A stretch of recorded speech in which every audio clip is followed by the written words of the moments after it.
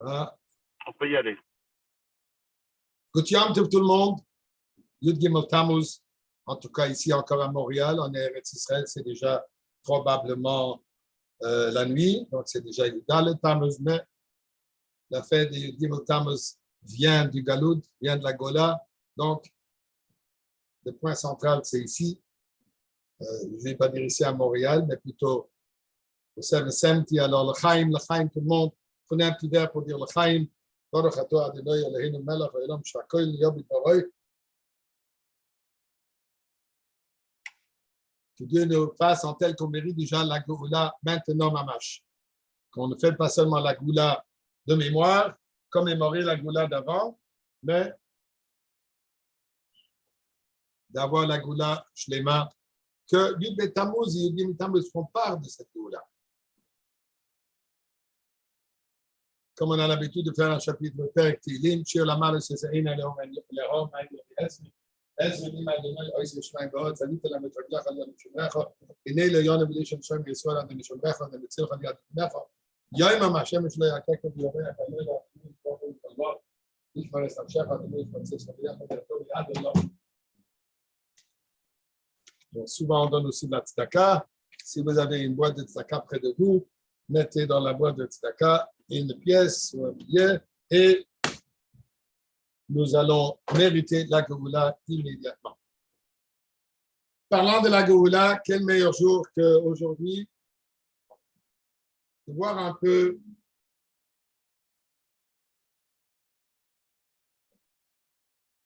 qu'est-ce qui va se passer dans le monde avec la Géoula. D'abord, on devrait introduire une question, je crois, un peu fondamentale. La prophétie pour la Géoula, le premier endroit où on trouve ça clair dans la Torah, on trouve des remazim. Jacob, Bikesh, il voulait le galer, il voulait dévoiler. Finalement, il n'a rien dévoilé. Dieu lui a laissé. Pas sûr de dire, commentaire de le dire que ça veut dire Ruach Shel Mashiach. Donc, il y a allusion à Mashiach dans bien d'endroits. Mais les versets qui clairement parlent de la prophétie de la Géoula, c'est dans la paracha de cette semaine. Pour nous, en Eretz Israël, c'était la semaine dernière. Paracha de Balak que nous étudions cette semaine. Là, nous avons la prophétie de Bilam, comme on connaît l'histoire. Et Balak a demandé, Balak a voulu, a été appelé de Chas Shalom de maudire le peuple juif. Finalement, non seulement il n'a pas maudit, mais à plusieurs reprises, il nous a bénis. Parmi les bénédictions, il nous dit aussi le temps, il nous donne la prophétie de la Géoula avec Mashiach. Comme il dit d'ailleurs dans le passage, désolé, je n'ai vraiment pas eu le temps aujourd'hui de préparer les textes pour les mettre sur l'écran, mais si vous voulez, prenez le Chumash Bamidbar Balak. Et voilà dans le verset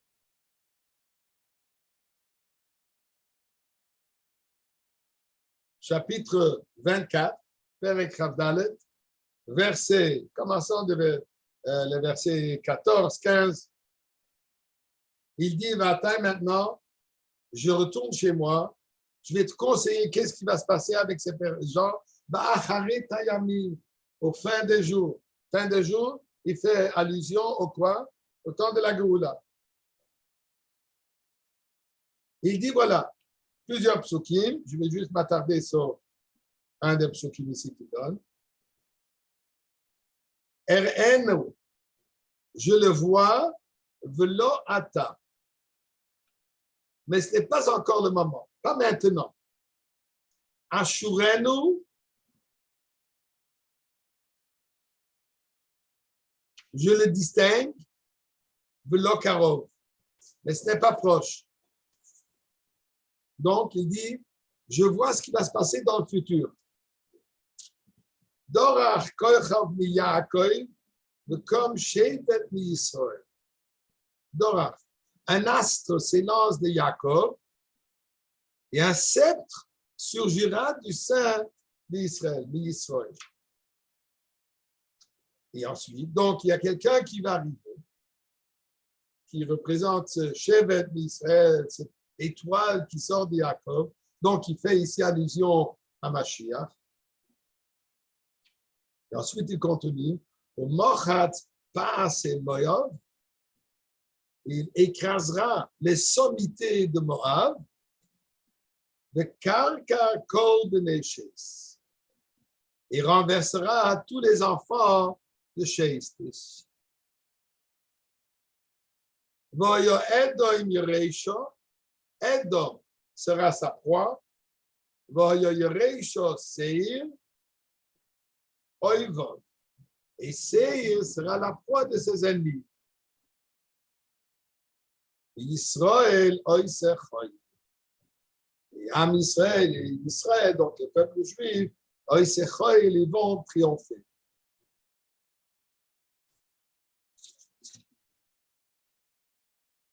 Ensuite, il continue. D'hier, Yaakov, un dominateur naîtra de Yaakov, Vehavid Sarid Meir, qui va balayer la ville de ses derniers habitants. Donc, ça sont les psukim. Rambam rapporte, il est rapporté partout. Ça sont les psukim qui font allusion, qui prophétient la venue de Mashiach. Donc, la question d'abord qui peut se poser, cette prophétie fondamentale, la raison d'être, le but de l'existence du monde, c'est quoi? La Goula avec Mashiach. Ceci nous est annoncé par qui? Par Bilam, un prophète Klippa, un prophète qui vient de l'impureté, un prophète qui haït le peuple juif encore plus que Balak. Balak, il avait peur pour sa position. Bilam, il n'avait rien à craindre. Malgré le fait qu'il savait très bien qu'il n'a rien à craindre du peuple juif, qu'il n'a rien à craindre, il n'y a rien qui va lui arriver du mal, mais il a une telle haine contre Am Israël qu'il est prêt à essayer tout, même après que Dieu lui a dit « n'y va pas ». Donc, il risque de perdre sa position comme prophète, puisqu'il n'écoute pas la parole de Dieu. Il est prêt à consacrer sa position comme prophète pour avoir peut-être une chance pour haïr le peuple juif. Et c'est lui qui nous annonce la venue de Mashiach. C'est lui qui nous raconte à propos de Mashiach. Ça paraît un peu bizarre.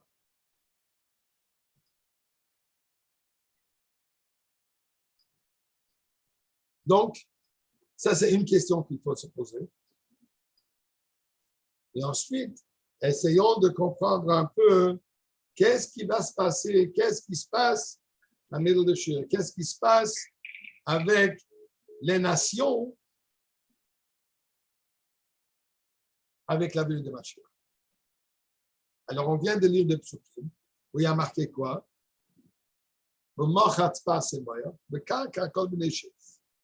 Quoi? On va détruire Moab, et on va détruire le Néchet. Le mot de karka, qu'on vient de traduire, je m'excuse pour reprendre le mot exact, comme dans le Chumash du Rav Munk, où il traduit, va dominer, non, je m'excuse, et on renversera. Le karka, il traduit qu'on va renverser tous les enfants de Seth. On va écraser les sommités de Moab et on va renverser les enfants de Seth. Le mot de karka a différentes interprétations. Targum Onkelos, Targum qu'on étudie tous les Shabbats, la veille des Shabbats, je devrais dire, donc quand on dit Shnaim Mikrover Targum, quand on lit les deux fois le Parasha et une fois le Targum qu'on étudie, le Targum Onkelos, que lorsque lui il était un converti, que son Targum, sa traduction est devenue une base fondamentale dans l'étude de la Torah. Lui, il traduit V'yishlot b'chol b'nei amshi. On va dominer. Il ne parle pas d'écraser, il parle qu'on va dominer l'humanité. Qu'est-ce que ça veut dire? Shekol b'nei Israël, que tout, je m'excuse, Shekol b'nei Shet, que toute l'humanité entière, et le monde entier sera dominé par Mashiach. C'est lui qui va être le président-chef. Il n'y aurait plus d'autres gouvernements. Il n'y aurait rien qui va se passer dans le monde sans le fait, sans que Mashiach dirige, il domine tout.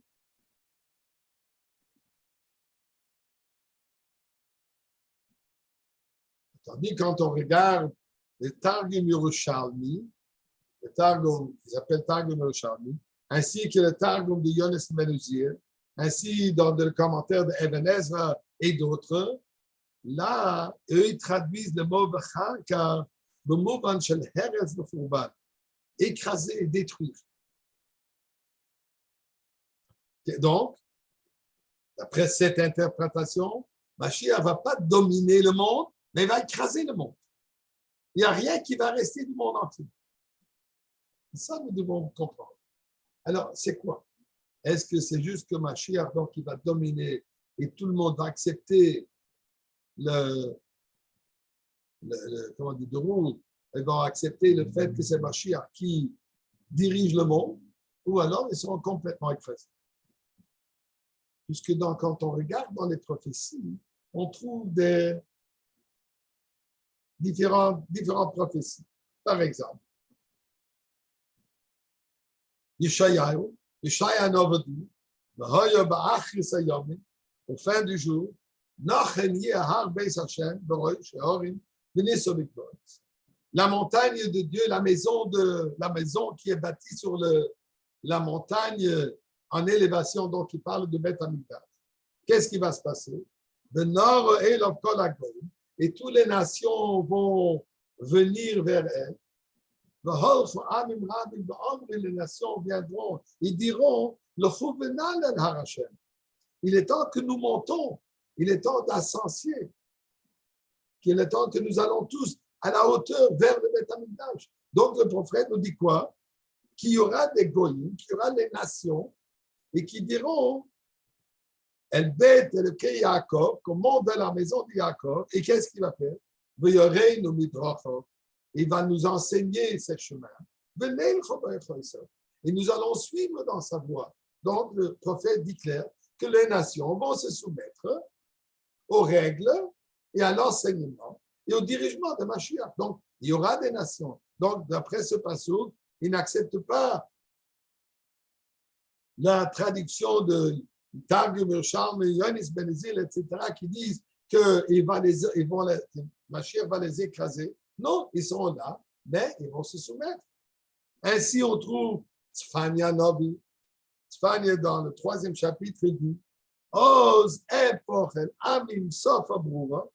À ce moment, Oz, qui fait allusion au temps de la Goula, comme on dit Oz Yashe Moshe, Oz Yashe, dans le futur, dans le temps de la Goula, Moshe, on va chanter le chant final de la Goula. Alors, il dit qu'est-ce qui va se passer? À Oz, à ce moment, je vais transformer El Amim à toutes les nations, sauf un langage clair. Et quoi? Tout le monde va appeler, tout le monde va parler le langage de Dieu. Ça ne veut pas dire qu'ils vont tous commencer à parler le yiddish ou l'hébreu. Ça veut dire qu'ils vont parler la langue dans le sens de hébraïque. C'est-à-dire, ils vont dire grâce à Dieu, merci Dieu, on reconnaîtra l'Emouna. Ce sera un langage divin, un langage de vérité, un langage de reconnaissance de Dieu. Donc, d'après ces deux prophéties, il y aura un monde, il y aura des gens. Ainsi, il y a aussi la prophétie de Zecharia. Là, il y a marqué, Pishnayim bo yikresu yogvo. Vashlishis yosef. D'après la prophétie de Zophar, 2/3 du monde vont disparaître, mais 1/3 va rester. Dans le Midrash sur ce passage, là, il y a marqué qui sera ce tiers. Le tiers représente Am Israël. Le tiers, c'est le peuple juif. Mais ça, il faut essayer de comprendre. Puisque nous avons au monde 7 milliards de personnes, d'après les comptes officiels, il y a entre 14 et 18 millions de juifs. 18 millions n'est pas 1/3 de l'humanité. Une des explications qu'on peut donner là-dessus, qu'il existe à travers le monde des millions, je dirais des milliards de juifs qui ne sont pas au courant qu'ils sont juifs. Que malheureusement, durant l'exil, durant le galout, 2 millénaires de galout, où le juif fut massacré, tué, renvoyé, tous les programmes, toutes les souffrances. Il y a tellement qui ne savent même pas qu'ils sont juifs. Donc, d'après cela, c'est fort. D'après ce calcul, effectivement, ce que le Midrash dit, qu'1/3 du monde est juif, c'est fort possible. Et d'ailleurs, ça sera une des choses que Mashiach va faire. Mashiach va annoncer à chacun, tu es juif, tu es juif, tu es juif, tu es juif. Chacun qui va passer, Kulam Yavro va tous passer comme le mouton qui passe devant le berger quand il compte. Il va nous dire exactement qu'est-ce qu'on est. Avec l'odorat, il va sentir notre âme. Et par cela, il va pouvoir dire à chacun si on est juif ou pas juif. D'ailleurs, il y a marqué que ceux qui sont déjà, qui à date font part du peuple juif, il ne va pas les renvoyer. Puisqu'ils sont déjà dedans, ils vont rester dedans. Même si d'origine, ils ne sont peut-être pas juifs. Bon, ça, c'est encore un autre sujet. Mais encore, on peut comprendre ce qu'il dit, le Midrash de dire sur le passage de Tzfania, de Zacharia, qu'un tiers, nous sommes 1/3 du monde. Donc, d'après cela, encore, l'humanité, le reste du monde, disparaîtra. D'ailleurs, il y a une discussion dans la Gemara là-dessus. La Gemara Sanhedrin à la page Koufid à 911. La Gemara dit là-bas, il y a une différence d'opinion entre Rabbi Shlakish et Rabbi Yochanan. Et il dit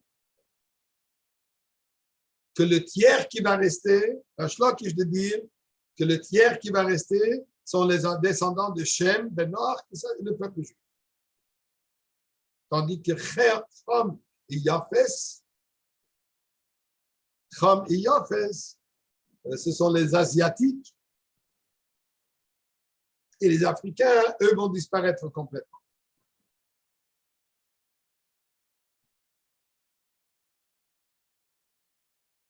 D'après Rabbi Yochanan, il dit, non, on ne parle pas juste du peuple juif et le reste qui vont disparaître.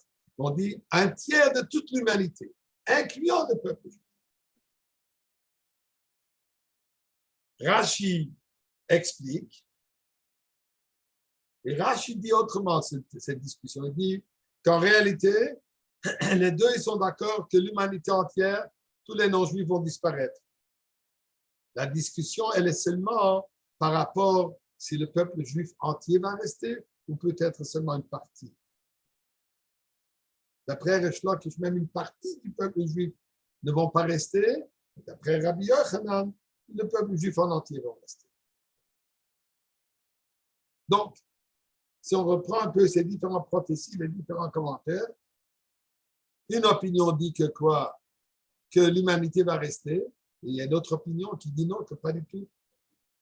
La question elle se pose, pourtant nous trouvons la majorité des prophéties parlent de la transformation du monde, que le monde va accepter, le monde va reconnaître la vérité de Dieu, donc ils vont rester. Un passouk de dire Tov Hashem Lakol, nous disons tous les jours, Adam Hashem, Verachamav al Kol Ma'asav. qui veut dire il aura la miséricorde à tout ce qu'il a fait, à toutes ses créations. Dieu a créé les êtres humains. Dieu a créé les non-juifs. Alors, pour dire qu'ils vont tous être déracinés, qu'ils vont tous être tués, ça ne résonne pas bien avec la miséricorde divine.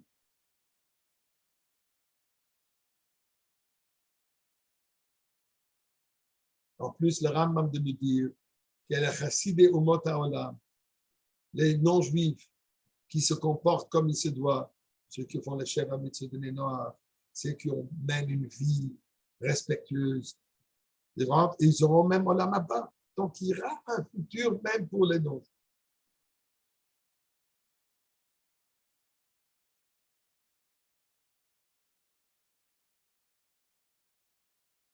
Alors, on pourrait peut-être dire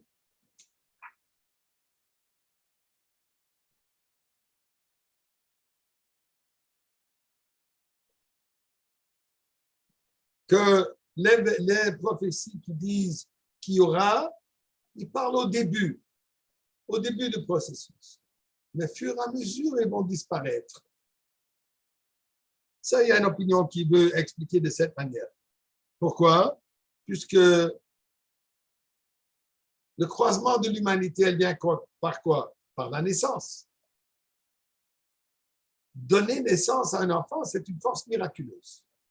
Ce n'est pas quelque chose qui est logique de par soi-même. C'est quelque chose qui est complètement miraculeux. Si Dieu va enlever ce miracle de la procréation,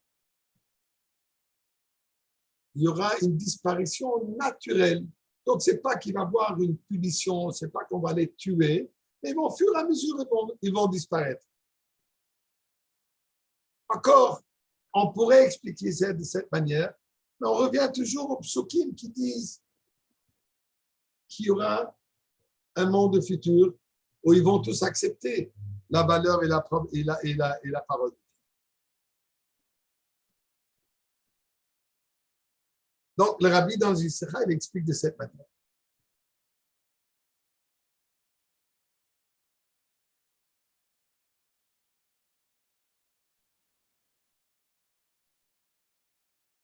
L'humanité va rester. La question, elle est de quelle manière et dans quel but et dans quelle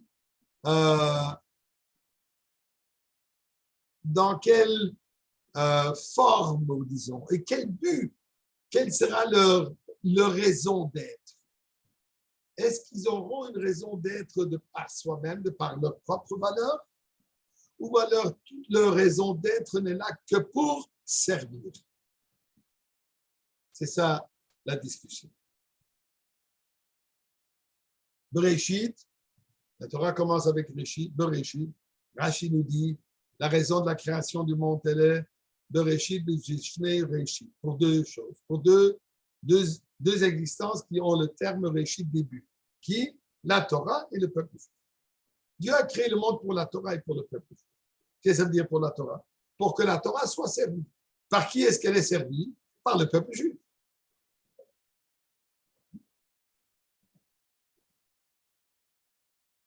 Là, on peut se poser la question, alors si tout le monde a été créé pour que le peuple juif fasse les mitzvot, pourquoi est-ce qu'il y a tout un monde de non-juifs?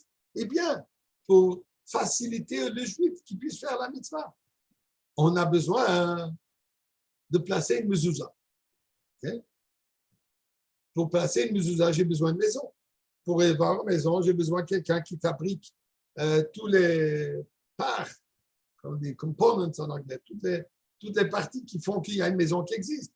Alors ça, il y a un monde entier qui s'occupe pour s'assurer qu'il y a toute la structure, comme pour dire, que pour qu'on puisse faire Torah et mitzvot.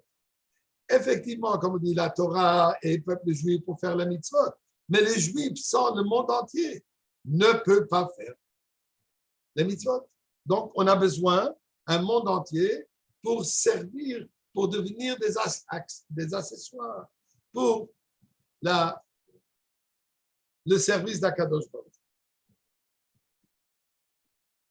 De cette même manière, on peut voir aussi la Géoula, la délivrance avec Mashiach, elle est principalement pour Am Israël. Mais pour que Am Israël puisse fonctionner comme il se doit au temps de la Géoula, on a besoin d'un monde entier qui soit là pour créer toute la structure nécessaire pour pouvoir vivre dans le monde de la Géoula. Qu'est-ce qui va se passer durant la Géoula? Qu'il y aura un dévoilement divin. Alors, le dévoilement divin principal sera pour Am Israël.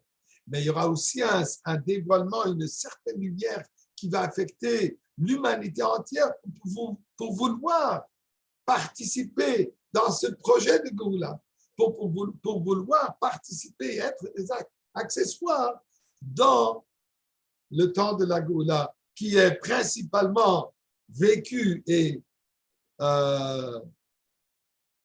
apprécié et compris par Am Israël. Donc, une question, elle est... Alors là-dessus, il y a deux possibilités. Comment on peut expliquer cela?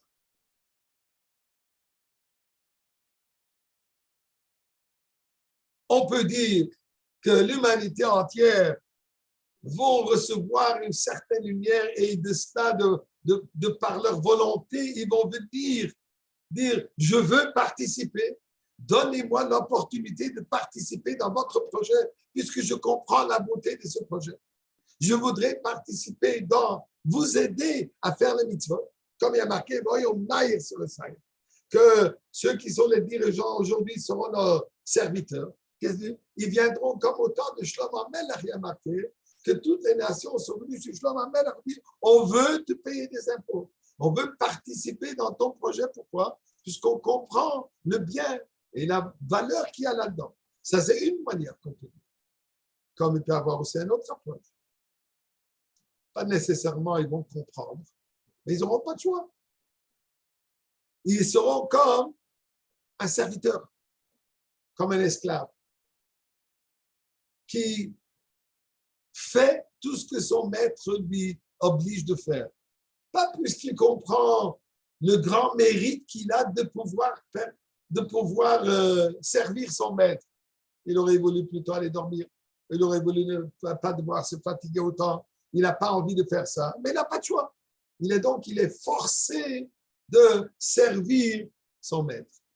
Donc là, il y a les deux possibilités.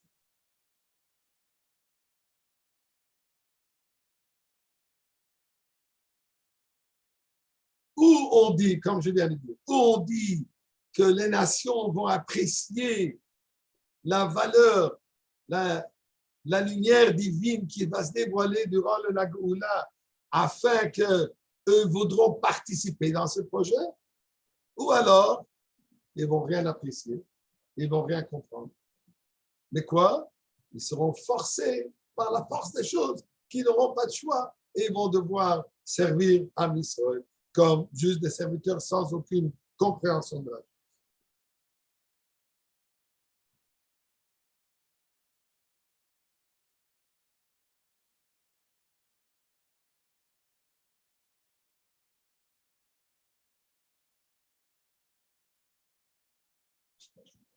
Donc ici, ça sont les deux approches qu'on peut prendre. Ça, c'est la différence d'opinion maintenant dans ce qu'on dit. Si les nations de Karka, est-ce que ça veut dire qu'on va les détruire ou alors qu'on va les dominer? Quand on dit on va les détruire, ça veut dire quoi? On va complètement détruire leur raison d'être. Ils n'auront aucune raison d'être autre que servir.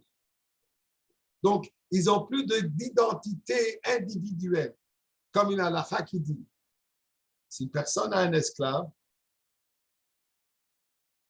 et cet esclave, dans la rue, il trouve de l'argent. Il a trouvé un billet de $100.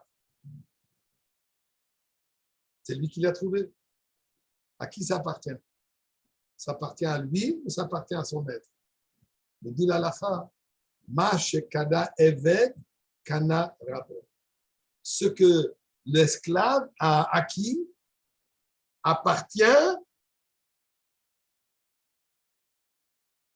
au maître. Pourquoi? Puisque l'esclave n'a pas d'identité autre que esclave. Ça, c'est tout. Il n'a pas une identité propre. Il n'a pas des biens qui lui appartiennent. Il n'y a rien qui lui appartient. Pourquoi? Puisque lui-même, il ne s'appartient pas à lui. Lui-même, il appartient au maître. Donc, tout ce qu'il possède, tout ce qu'il fait, tout ce qu'il va trouver, tout ce qu'il va écrire, tout ça, automatiquement, ça appartient. Yad Evet, Yad Rapo. La main du serviteur, c'est comme la main du... Pourquoi? Puisqu'il n'a pas d'identité propre, il n'a pas d'existence à lui autre que serviteur. Donc, de cette approche, c'est ça ce que ça veut dire, qu'il est détruit. Son identité est détruite. Son humanité est détruite. Il n'y a pas de lui. Qui es-tu? Esclave. Esclave à qui? À Misra. Il y a aussi une autre opinion qui dit non. C'est vrai qu'ils vont nous servir. C'est vrai qu'ils vont reconnaître que tout leur but d'existence est pour servir à Dieu. Et comment est-ce qu'on peut servir Dieu? À travers un mitzvot. Le goy n'a pas de mitzvot. Bon, il a ses 7 mitzvot. Ça, il va faire. Mais pour servir Dieu avec les 613 mitzvot, ça n'est pas allé que par le peuple juif. Donc, eux, ils vont reconnaître la beauté des mitzvot.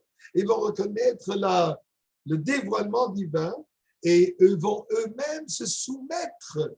Donc, ils ne sont pas écrasés, ils sont car ils sont dominés. Qu'est-ce que ça veut dire se dominer? Ils se laissent mener, ils veulent être dominés et menés par Moshiach, par le peuple.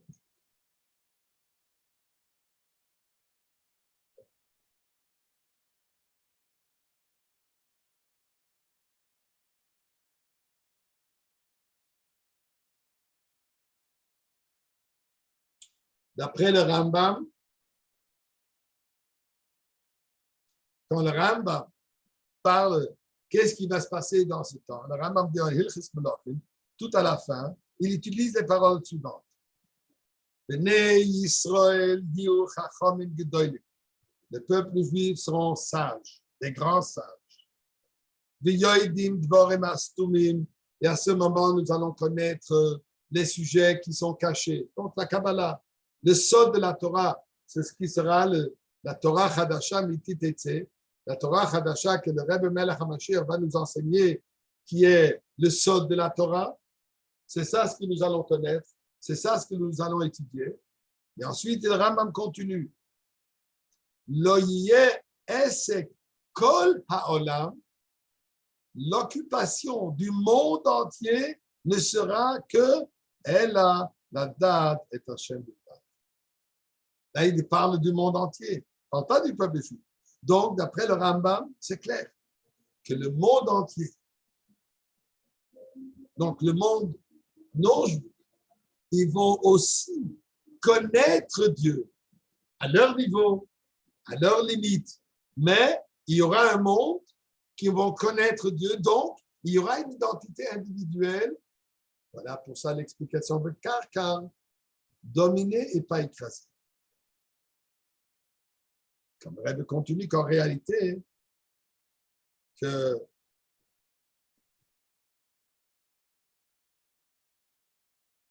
quand on comprend le but absolu de la Géoula, qui est quoi? Qui est la transformation du monde entier, il faut bien qu'il soit transformé. Transformer ne veut pas dire écraser. Si on l'écrase, ce n'est pas une transformation, c'est une destruction du monde. Donc, quand on parle de transformation du monde, et pour ça, le Rebbe dit qu'on trouve la lacha dans Rambam, qu'on a une obligation d'enseigner aux non-juifs les chefs à mitzvahs bénénoir. Si de toute manière ils ne vont pas exister, si de toute manière il n'y a pas de futur, à quoi bon les enseigner les chefs? À quoi bon les 7 lois de Noël? Il n'y a pas de raison d'être. Ils ne vont pas exister. Le fait que la Torah nous dit qu'il y a un chef à mitzvahs bénénoir, c'est déjà prouve qu'il y aura une continuité pour eux aussi, mais toujours sur le contexte, dans ce parapluie, si on peut dire, dans cette enveloppe à travers le Roy Hashem, comme nous disons tous les jours de la prière, Roy Hashem le Melech al Kol Haaretz, Dieu sera le roi sur toute la terre. On ne parle pas de la terre sur les... On peut être un roi sur les animaux. On n'est pas un roi sur les plantes. Quand on parle de roi, on parle d'être humain. Et quand on dit, et à ce moment, l'univers entier reconnaîtra l'unicité d'Akadosh Baruch. Avec cela, on peut comprendre pourquoi la prophétie a été donnée d'Arka par Bilam. Pourquoi? Puisque Mashiach, il doit élever aussi Bilam. Mashiach, il doit inclure le monde non-juif aussi dans le projet de la Géoula. Alors pour ça, il faut que ça soit accepté aussi par Bilam. Il faut que ça passe aussi par le non-juif. Là, on comprend, c'est ce que le Rebbe parle souvent à propos de Gimel Tammuz. Gam oivecha yashlem imo. Que même les ennemis sont d'accord avec toi. C'est quoi l'idée? Les ennemis, je les ai détruits. Avec eux. Non, dit le Rebbe. C'est ce qui est arrivé.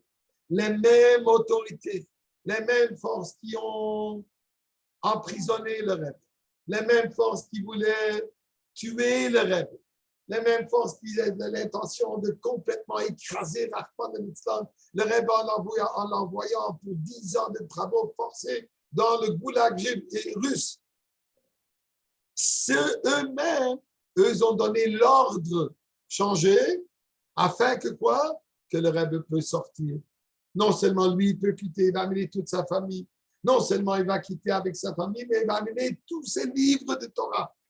Exactement, c'est ce qu'eux voulaient détruire, quoi? L'enseignement du Rebbe, la Torah du Rebbe, donc du Rebbe précédent, qu'eux voulaient détruire avec le Messias Nefesh que le Rebbe a eu. Eux-mêmes, finalement, ils ont participé à aider le Rebbe à pouvoir amener toute sa bibliothèque, tous ses sfarim, ça représente quoi? La transformation même de Bilam, la transformation même de la clé. Ceci, nous vivons de ces jours-ci.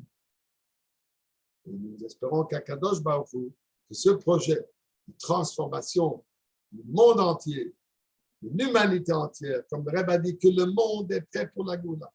Le monde est prêt à accepter la vérité. D'ailleurs, si on regarde un peu ce qui se passe à travers le monde, il n'y a pas de dirigeants dans le monde. L'Angleterre n'a plus de premier ministre. Au Japon, ils ont assassiné l'ancien premier ministre. En France, Macron n'a plus de majorité dans son parlement, comment ça s'appelle. En Israël, la Havdi, il n'y a pas de gouvernement, c'est un gouvernement intérim. En Amérique, n'en parlons pas. Le président, c'est une honte pour le terme président. Chez nous, au Canada, nous avons un premier ministre qui est très fier des chaussettes qu'il porte. Poutine est en train d'écraser l'Ukraine et en train de s'écraser lui-même aussi. Il y a un monde entier, il n'y a pas de dirigeant. Le monde entier se transforme. Le monde entier est prêt pour recevoir le Rédempteur, le Mashiach.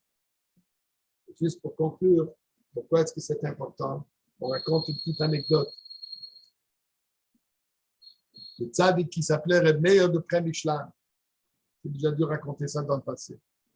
Et Reb Meir de Premishlan, il était obsédé par Mashiach. Il n'arrêtait pas de parler continuellement Mashiach, Mashiach. Au point que le baron, le poète, a entendu que le maire auprès Michelin, il parle de Mashiach, il va quitter ici, il va aller en Eretz Israël. Le baron qui, lui, fait la vie et la mort dans ses territoires, il a fait venir le maire auprès Michelin. Il lui dit, écoute, j'ai une petite question à te poser. Qu'est-ce qui va se passer si ton Mashiach va arriver? Et lui, il va te dire de partir en Eretz Israël. Et moi, le baron, je vais dire non, je ne l'accepte pas. Qui tu vas écouter? Est-ce que tu vas écouter ton Mashiach ou tu vas m'écouter à moi? Faire attention, on ne peut pas contrarier le baron, puisque pour lui, tuer un juif, c'était une grande fête pour lui. Alors, Meir Premishlan de lui répondre avec toute sincérité, si toi, tu ne vas pas l'accepter, il n'est pas venu pour moi non plus.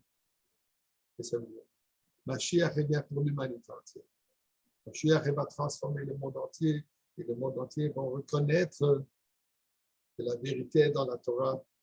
Moshe Emet, Torah Emet, que la vérité est avec Am Israël, que la vérité est avec le Rebbe Melech HaMashiach, et tout le monde sera prêt, avec joie et avec simcha, de suivre la direction que le Melech HaMashiach va nous amener, qu'Hachem nous aide. Ça se passe encore aujourd'hui pour nous ici, pour 770, pour Bet Mashiach, c'est encore Yud Gimel Tammuz. Ce sera très beau de tout à coup revoir le Rebbe arriver à 770. Et de 770 va tous nous amener directement, comme il dit d'ailleurs dans la Sira, le Bet Hamikdash descend ici dans cet endroit. Et de cet endroit, le Bet Hamikdash part à Yerushalayim. Amen. Que ça s'avère maintenant. Comme plusieurs, comme Chassidim disent,